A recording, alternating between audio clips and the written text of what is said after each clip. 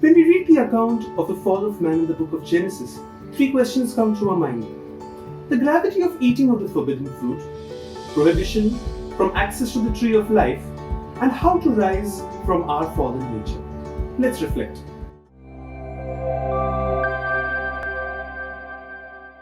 In the previous episode of the series, we reflected on what it is to be made in the image and likeness of God. What is the hidden meaning of the words image and likeness? We spoke of the fall of man and the consequences it had on this image and likeness. And finally, God's plan of restoration and salvation for all of humanity. In case you missed out on that episode, here's the link.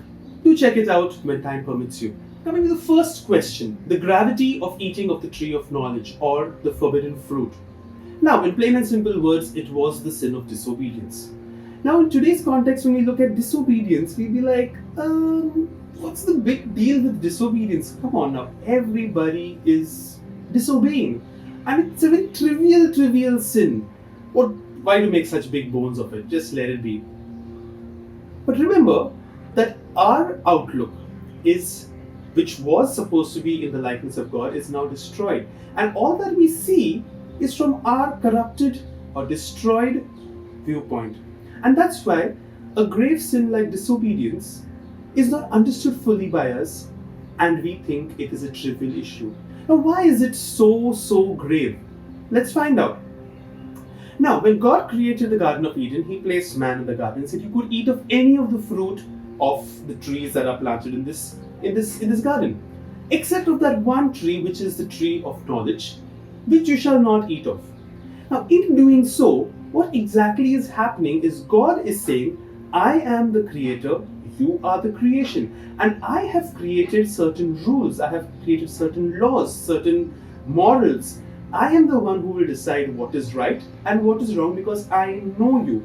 It's like saying, one of our mobile manufacturers, say Samsung or Sony or Apple, they've created this mobile phone and they say, it is water resistant, it is waterproof, but it is not fireproof. Don't put it in the fire.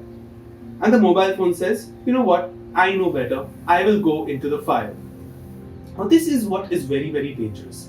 Same thing, God created man and said, do not eat of the fruit because it will be bad for you. But what did man do? What did humanity do? He said, you know what, God, you're too old-fashioned. You don't know stuff. I know what is right and what is wrong. My ways are not your ways and your ways are not like mine. I know what I'll do. And all of humanity, in the metaphor of Adam, sat on that seat, on that throne of God and said, okay, I can do this, I cannot do that, I can do this, I can do this. Okay, God said I cannot do that, but still I can do this because I know what I can do. Does it sound like idolatry? Yes, it is the sin of idolatry, which is the greatest sin because we dethrone God from His place, the first commandment, and we place ourselves in His place. So we reject the authority, we reject the plans, we reject the wisdom, and we reject the laws of God and say, I will have my way. It is very beautifully explained in CCC 398, where it is said that man, or all of humanity, wanted to be like God, but without God, and wanted to be before God, but not in accordance with God. In doing so, man surpasses his very limits of being a creation and equates himself to the Creator. Familiar with what I said about Eve? Mistaking like God and equal to God. That was in the previous episode. So we are trying to be equal to God by playing God. And that's where things go wrong. And we are guilty of idolatry, which is the beginning of our fall. So what does this imply in today's context? We set our own standards, our own modes, our own laws of morality, of dignity. Let's take, for example, God Himself. We reject God's authority. We even reject God's existence with atheism, agnosticism. We call Him an abstract force, or we say, okay, it's enough to be good. There is nothing like God. It is all about being good, and we will be rewarded, and death is the end. We do not know, but we make these assumptions and we say we know. Second point, with life. Life is God-given. It is sacred. It is a gift. But we say, okay, you know what, with our technology of IVF, cloning, abortion, with our understanding of euthanasia as being a good rather than an evil, we say we can do what we want. And we reject the authority of God. Now, all of these we think are good because, again, we are looking at it from our broken or our destroyed outlook, which is the likeness. So once our righteousness and our holiness and grace is restored, we will see the fault and the problems that lie in these practices. With regards to sexuality, sexual expression, we have people today who are experimenting with their sexuality, questioning, trying out different sexuality, saying, you know what, it's just one other aspect of our life, not regarding sexuality as something sacred and limited to the confines of marriage. Premarital sex, bisexuality, name it, it's all there. Marriage, the very institution of marriage is sacred, is destroyed with polygamy, with live-in relationships, divorce, fornication, etc., etc. This goes on, and we justify all of these as saying it is good, it is for the good of the person.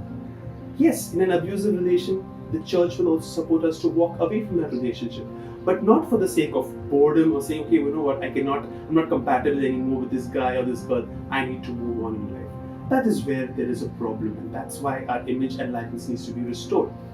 It comes to dignity of man with racism, casteism, classism, all of these, they are all destroying the nature and the dignity of another human being. And finally, with creation too, we use creation just as a means. We are supposed to be stewards of creation, take care of creation, but we are abusers, saying we have dominion, we can do what we want with nature because we are at the helm of creation. So these are where we stray away from God and cause ourselves a lot of problem. And it very well says in Isaiah 5:20, woe to those who call evil good and good evil, who put darkness for light and light for darkness, who put bitter for sweet and sweet for bitter.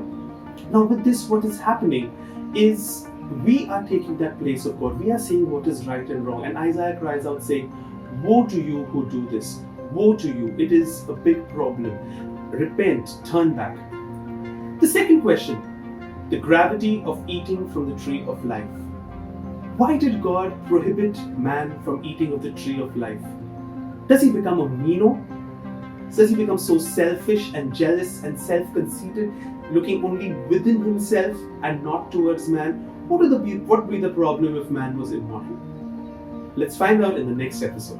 If you like this video and the content we share on this channel, do like us, subscribe and share us with all your friends. Until we see you next time, God bless.